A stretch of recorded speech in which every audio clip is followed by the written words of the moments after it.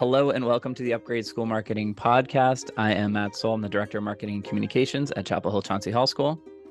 Hi, I'm Angie Ward. I'm the president of Enroll Media Group, a digital marketing agency for schools. Angie, how's it going? Here we go. It's going good. How are you? Good. We're in like 20 plus episodes here. And today, our topic, it's going to be all about internal communication, attrition, and marketing for enrollment. So we're talking with Jill Goodman. Jill's a consultant for independent private schools with over 20 years of experience working with organizational leaders. She specializes in helping schools advance their mission through advancement-related research, strategic visioning, leadership mentoring, and development capacity building. And Jill is just super knowledgeable, so great to talk to. If you ever get a chance at a conference that she's going to be at, make sure to go and connect with her because she is just like a wealth of information on all topics with schools. Yeah, I'm so excited to talk with her today. So let's go into our discussion with Jill Goodman. All right. Hi, Jill. Welcome to Upgrade School Marketing Podcast. How are you? Thank you. I'm great. Thanks for having me. I'm excited to be here.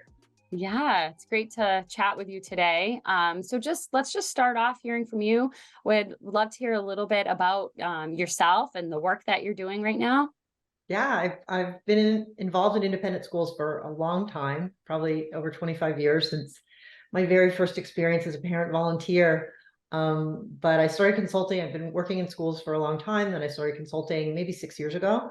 And I work with school leaders in 3 areas. So in enrollment management, but specifically retention and attrition. I also work in development, so capacity building, campaign planning, and execution, and then also leadership mentoring.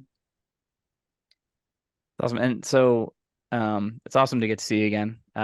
Usually get to see you at conferences and things like that. And every time we get to talk or run into you, that you work with so many different schools all around in different areas that you have a great point of view of like what's going on. So just kind of, interested in your point of view. It's an interesting time in schools, and are there things you're working on right now that are interesting and go along with that? Yeah, every project is interesting. Every single one is fascinating in their own way, whether it's a small school or a big school or faith-based, single sex, they're all interesting. They all have their own challenges. There certainly are similarities in some ways, but everyone is unique. Some new challenges that I see for school that are happening now and on the horizon, several of them are really byproducts of the pandemic. In good ways or bad ways. In some schools, we have big pandemic enrollment booms, and we have building projects on the horizon that they didn't necessarily anticipate, may or may not have been prepared for. There's a lot of social stuff going on related to developmental gaps that lead to classroom issues and attrition. I'm seeing an interesting thing with some development departments that somehow took on a lot of things in the pandemic that weren't actually development related and are not really even building communities. So they're very, very busy and then not ready for the big campaign that needs to come down the line that's dictated by the strategic plan. So thinking about what the development office really does, how do we pare down? How do we concentrate on what's actually going to move the school forward? I'm curious, what are some of those things you saw development offices taking on? Like, what are some things that development offices took on that they didn't normally? Yeah, so a lot of social stuff. In the pandemic, they took on like health related things and communication things, but over the years, schools add things, but they don't take things away. And then there's just more and more things. So in the pandemic, they might have now also been involved in buddy programs that used to be part of admissions, but now somehow got moved over to development. They might be involved in extra new parent activities that are supposed to develop relationships with development, but really, again, should probably sit in admissions. They took on more things for the parents that the parent association used to do because parents are not volunteering in the same way that they used to. So there's more and more things that are not really building community, and they're not really raising money. So yeah, got it. So there's a lot going on here, a lot of work cut Yeah. out for you. So this podcast, we say is usually for busy school marketers. And when it comes to marketing, one would argue that everybody who, works within a school is responsible for or contributes to marketing on some level. But when it comes specifically to marketing communications roles, what are you seeing as challenges in the schools that you're working with? Yeah. So when I think about marketing in my practice, I think about internal marketing more so than attracting new prospects to the admissions team, which is probably more of what you normally think about and talk about. But unless the senior leaders are also parents of students at the school, they rarely consider the type of communication that's coming out. Not that they don't consider it, but it's not thought of in the exact same way in terms of how often the communication comes out. Is it relevant now? Is it going to be a useful call to action? Is it what parents need right now, or do they need it later? How is this all unraveling and how's it all coming out in tandem with the things that the classroom teachers are also putting out?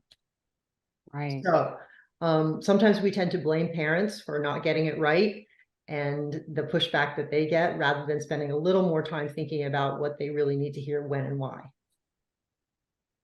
So to follow up just a little bit on that too. So you're talking about internal communication, and from talking with a lot of schools and visiting schools, and most schools have great things happening during the day, and amazing, inspiring things and all that. But it always does become a, workload issue, a timing issue, difficulty connecting with people. There's so many different channels now that you can share on that are for different groups. So when you talk with a school, you work with a school that's maybe having that struggle to say, like, we have great things happening, but it's just tough to get it out and to share it and to do all that. What do you advise them on? Yeah. So there's the key to all of this is really to validate the good decision that parents made to choose your school. And in truth, teachers hold the key to that great work. And if and how you can share it. So here's an example. I worked with a school, not in this country, so it's a different culture. They did not have a culture of inviting parents into the classroom to see the good work or any activities at all that were happening. They invited parents to sporting events and to graduation. And so we talked about, with the faculty and staff and with the administration, we talked about all of these really exceptional and interesting activities that went on across the school in each grade. There were a lot of them. There were cool science experiments, there were research reports, there were language festivals, there were all sorts of really interesting things going on in this school. And it was like a pre-K through 12 boys school. But the school itself never really spent any time telling the parents about what was happening. Wasn't really good communication between teachers and parents. And it was a boys' school, so boys, they just didn't tell their parents what was happening. So the school was suffering from attrition. Parents just didn't see the value. They didn't understand what they were getting for the tuition. And so with the work we did together, they changed that dynamic, and they thought about what they wanted to show parents and how they wanted to invite parents into the classroom and how they wanted to communicate that. And so a lot of it was teacher driven and division head driven. And some of that moved over to broader communications department, but a lot of it was really classroom based as well. And it completely changed the dynamic at that school, and parents did see the value, and their retention rate grew, and parents felt really positive about what was happening. And also teachers did too, because they got a lot of positive feedback about the really cool stuff that they were doing. I feel like that's very easy too to translate to even in enrollment with. I don't think there's a single school that doesn't have word of mouth listed as their number one thing, that bringing in people that they're sharing it, and whether it's finding it in the first place or it's just helping make the decision later on, like that's not only within your attrition and your staff, it's also helping you bring in new families too. Absolutely. Yeah, I think, didn't Niche just come out with their big survey, which had it at 70% of word of mouth. So and when I do studies too, every family is making a huge effort to find someone who has personal experience at your school. And just makes that internal work even that much more important, more crucial. Exactly. So we said there's a lot of these great things happening, and teams are famously short-staffed everywhere. So you need to get more help from people on campus. Do you have any tips or any wins that you've seen in communications offices getting help from others around campus to help share the stories going on? Yes, and they kind of have to. You can't do it alone. You have to know what's happening in the classrooms. You're relying on teachers to tell you that this cool thing is happening or this is coming up, because some of the most fascinating moments, and which parents can consider high point moments that strengthen their bond to the school and really drive this word of mouth and retention, are small moments. The kid that's doing the book report for the first time in first grade or second grade, or the kids that are doing something really different in phys ed or going on a nature walk. So you have to know that the things are happening. So the lower school or middle school or upper school faculty has to tell you that this is what's scheduled for this time, which is hard for teachers to stop for a moment and think about that. So it might be helpful to show up at some faculty meetings and ask what's happening. Is there something cool you can do? There was a school years ago that told me that they offered something called food for thought. And so the Marcom department offered lunch or favorite treat or coffee to any teacher who would come in and spend 15 minutes with them and tell them about this cool thing that either happened or is going to happen, so that they could write about it or come and video it or whatever they were going to do. So that was their food for thought program, which was really successful at that school. But if you're still having trouble, still not able to make inroads, I would go on a listening tour with your colleagues. So listen to them. What do they love about the school? What's a struggle? What's hard for them?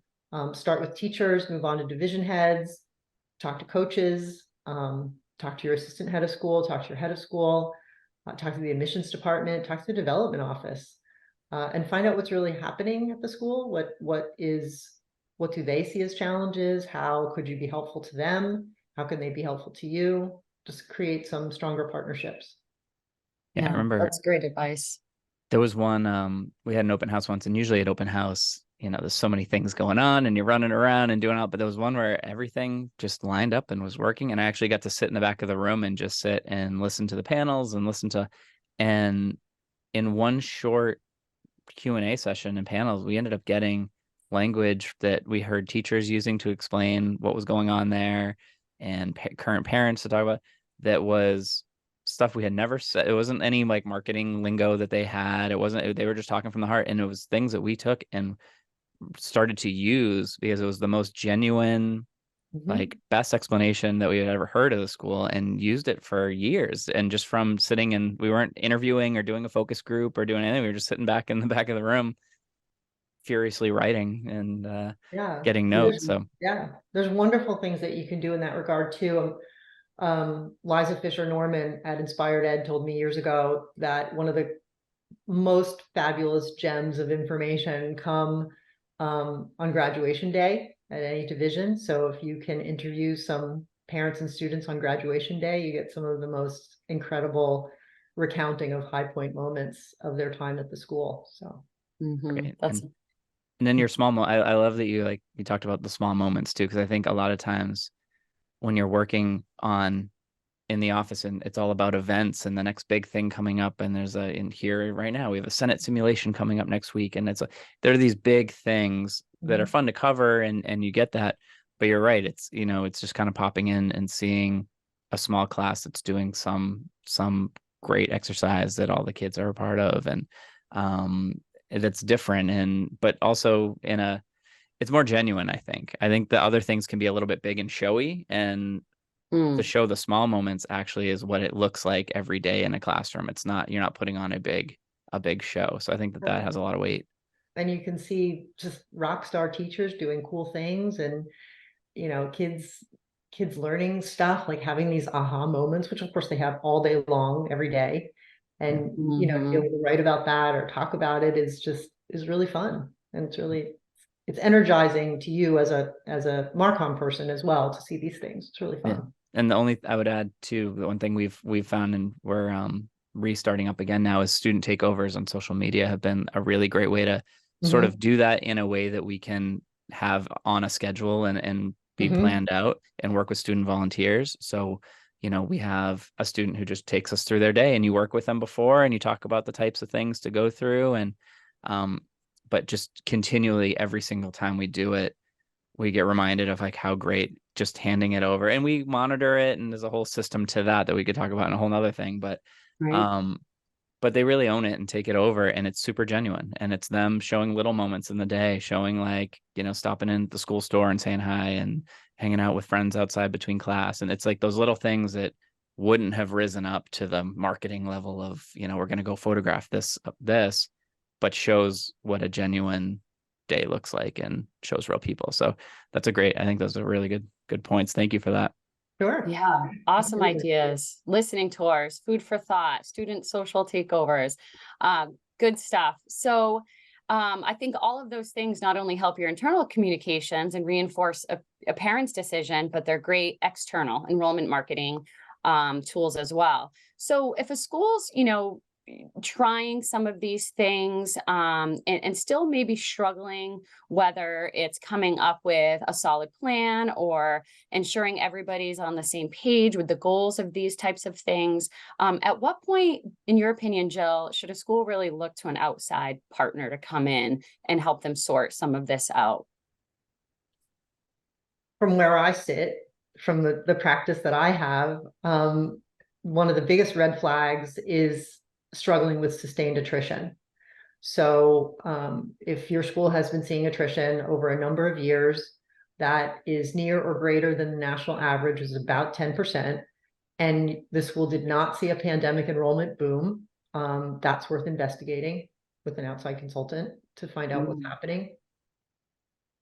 Got it. That makes sense. And what was that national average? I think it's about 10%. 10%. Okay. Got it. And is that a lot of the schools that you're working with? Is that how that sort of kicks off? That they're seeing yes, that is sometimes what's happening. Sometimes I also work with schools who they want to investigate conversion rate. So why families chose another school, you accepted them, but they chose another school. That can be really interesting information also.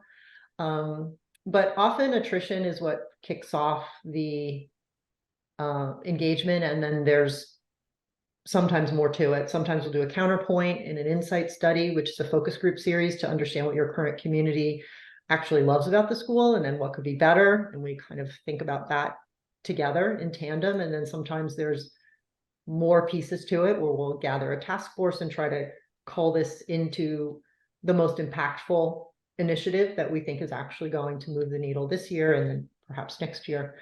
Sometimes I'll give a report, I'll give several different options, and for some schools, they run with it and it's all good. And some find the implementation to be too overwhelming. So we'll work further together.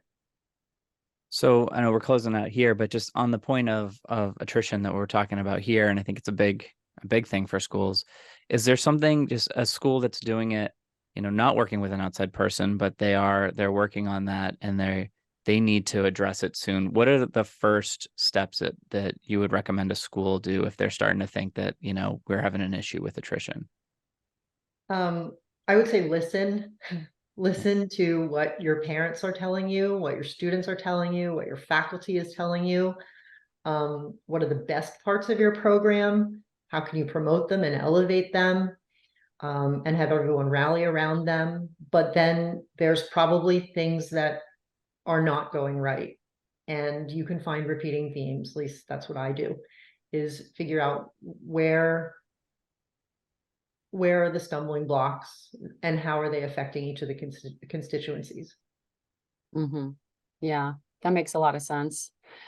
So Jill, in every Upgrade School Marketing podcast, we try to call out a school that we feel is doing really well in the realm of marketing. In your opinion, based on today's kind of episode and some of the things we talked about, you had mentioned a school that you're seeing do some great work in the realm of marketing to current families and focusing on attrition. And who might that be? Yeah, so I think for this episode, I'm excited about, and there's a couple schools, but I'll mention one today. But I'm excited about schools that are thinking about their retention in a different way and dedicating staff to the parent experience, and choosing somebody within the admissions office, because generally one of the ways that schools stumble with attrition is the transfer out of the admissions office and to other trusted people throughout the school. That can be a sticky wicket for some schools. And so to not really transfer families out, but have staff dedicated to tracking the parent journey through the school with their student. Parents are more and more involved in their students' education, especially since the pandemic.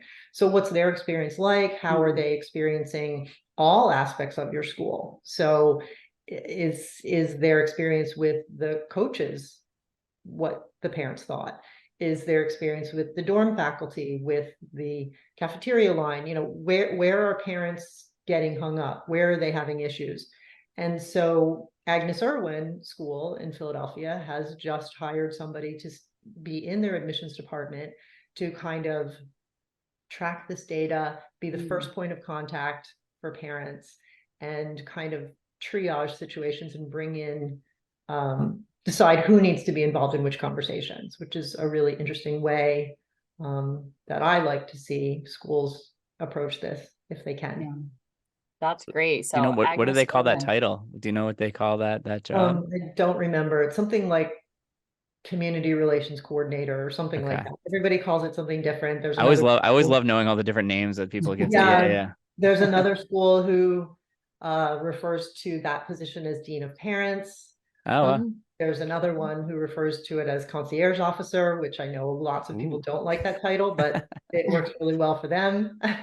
So there are some schools that are moving forward in that direction. Yeah, regardless of the title, it's important to have that dedicated person overseeing this. It's such important work and can really help move the school forward and avoid major attrition issues. So that's great. Well, thank you so much for coming on today, Jill. I know you put forth a great blog. I subscribe to it personally. So how can our listeners learn more about what you have to offer or get a hold of you if they need to? Oh, sure. Thank you. You can find me on my website, jillgoodmanconsulting.com. My blogs are there. You can reach out to me through the website. You can sign up for the blog through the website. You can find me on Instagram and LinkedIn. Great. Thank you so much, Jill.